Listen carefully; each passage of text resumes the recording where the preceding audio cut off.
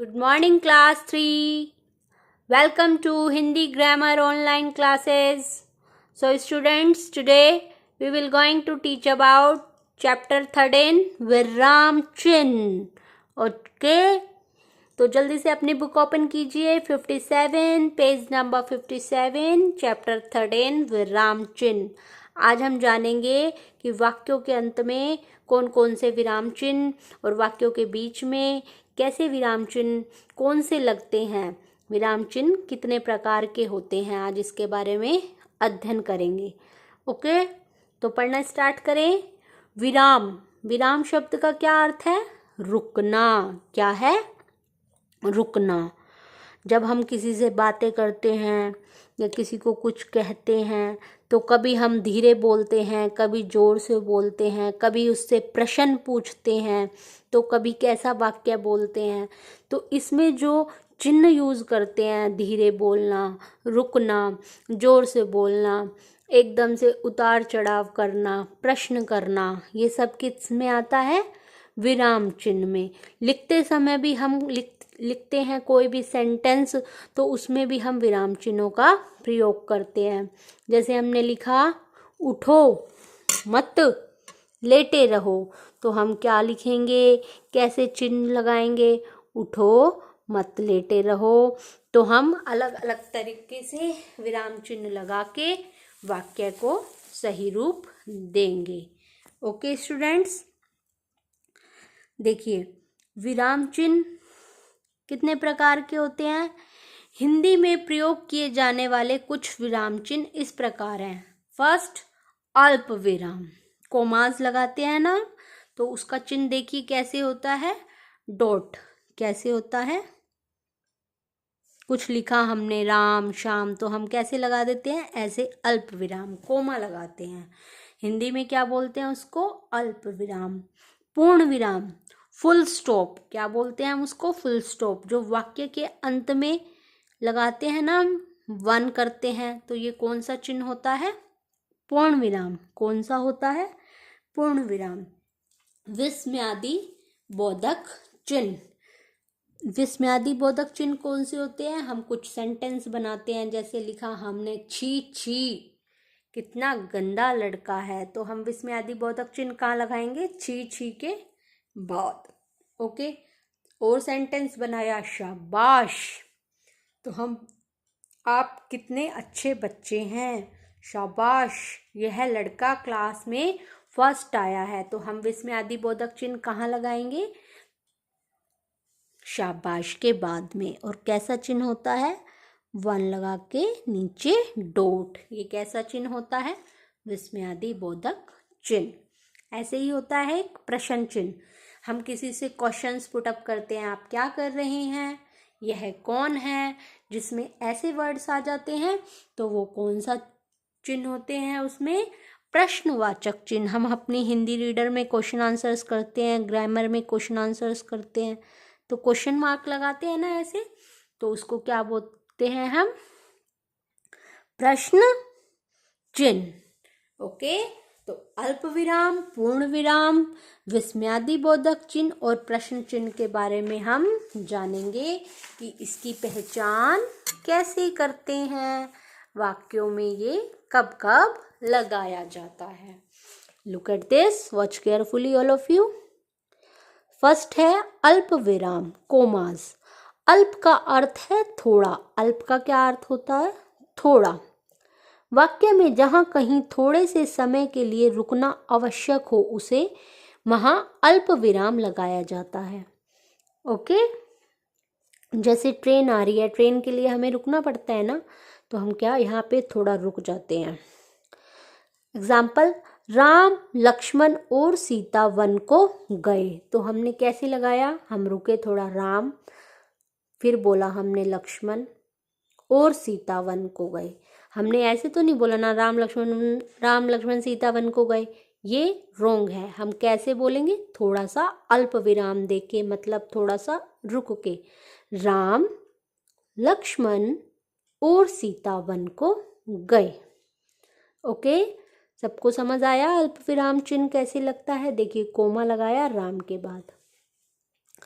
अब है कपड़े उठा लो, वर्षा आने ही वाली है। हम कपड़े सुखाते हैं तो हम बोलते हैं ना, कपड़े उठा लो, वर्षा आने वाली है। हमारी साउंड कहाँ जाके रुकी? लो पे। लो पे रुकी तो हमने कहाँ चिन्ह लगाया अल्प विराम का? लो पे। Okay students, clear? Okay, second one, पूर्ण विराम, फुल स्टॉप। जहाँ एक बात पूरी हो जाए या वाक्य समाप्त हो जाए वहाँ हम कौन सा चिन्ह लगाते हैं? पूर्ण विराम चिन्ह। हमने कोई बात करी, वो हमारी कंप्लीट हुई, तो उसको कंप्लीट करते ही हम पूर्ण विराम लगाते हैं। सेकंड बात हमने स्टार्ट करी तो पूर्ण विराम लगाते हैं। तो उस चिन्ह को हम क्या बोलेंगे? पूर्ण विराम।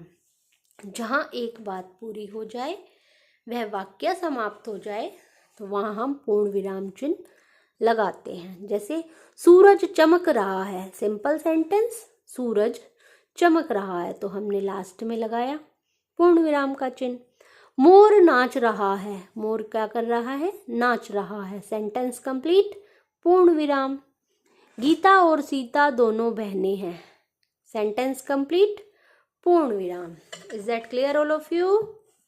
ओके, अल्प विराम और पूर्ण विराम सभी को अच्छे से समझ आया। नेक्स्ट है विस्मयादि बोधक चिन्ह।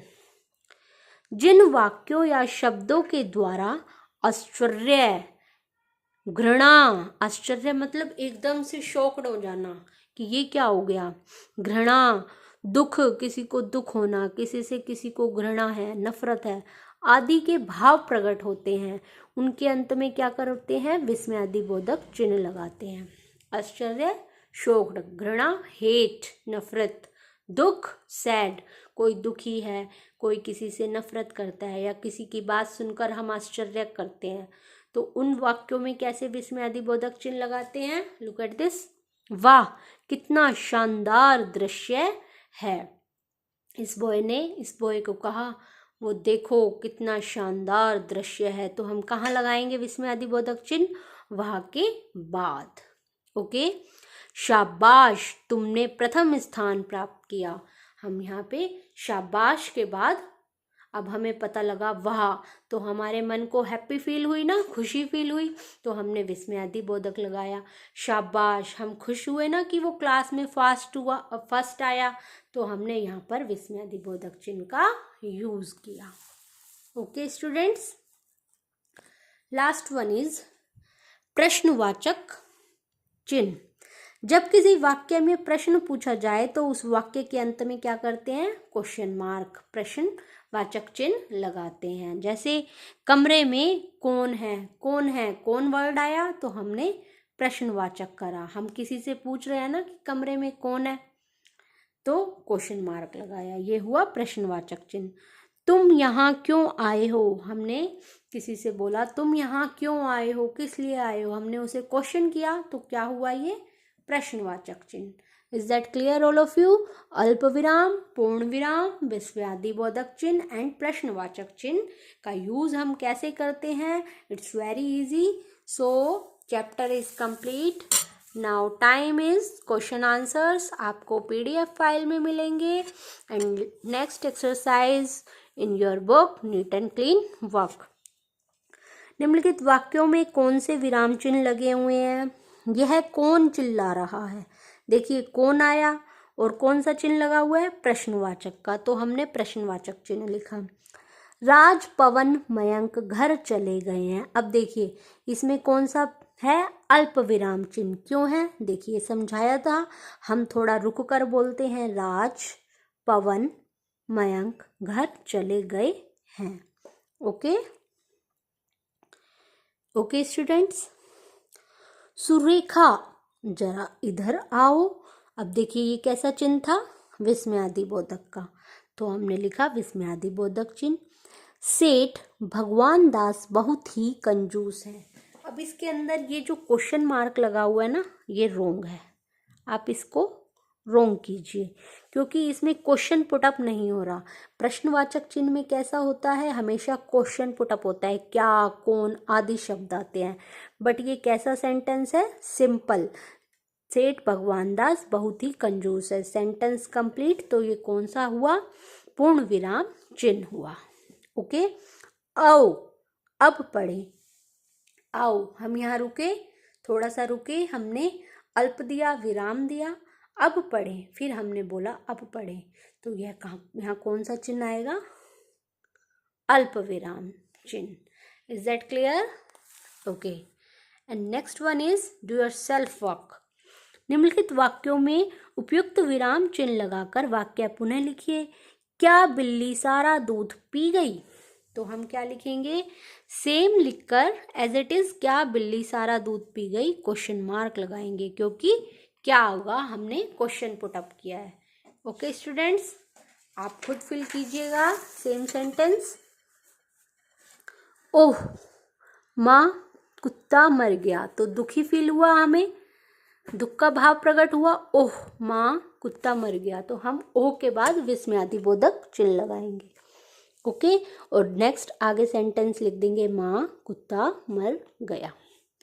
राम लक्ष्मण भरत और शत्रुघ्न राजा दशरथ के पुत्र थे, तो हम इसमें क्या लगाएंगे? अल्प विराम का चिन्ह। राम लक्ष्मण भरत और शत्रुघ्न राजा दशरथ के पुत्र थे। छी छी तुमने बच्चे को पीटा। छी छी, हमारा मन दुखी हुआ, उसने बच्चे को पीटा, तो एक भाव प्रकट हुआ, तो हमने क्या करा? विस्मयादिबोधक चिन्ह लगाया। Okay, any problem all of you? Next one is, देखिए, निम्नलिखित वाक्यों में उपयुक्त विराम चिन्ह लगाइए। अब बताइए ये कौन सा चिन्ह लगा हुआ है? विस्मयादिबोधक चिन्ह। एंड सेकेंड चिन्ह का क्या नाम है? प्रश्नसूचक चिन्ह। ये देखिए, इस चिन्ह का क्या नाम है? अल्प विराम चिन्ह। थर्ड इज, आप इन डॉट्स को इस चिन्हों के अकॉर्डिंग राइट क्लिक कीजिए। लास्ट में देखिए, इस चिन्ह का क्या नाम है? पूर्ण विराम चिन्ह। Okay, now chapter is complete. Question answers PDF file से अपनी नोटबुक में नीट एंड क्लीन करना और बुक्स एक्सरसाइज बुक में फिल करना। ओके स्टूडेंट्स, मिलते हैं नेक्स्ट वीडियो में नेक्स्ट चैप्टर के साथ। Bye bye all of you.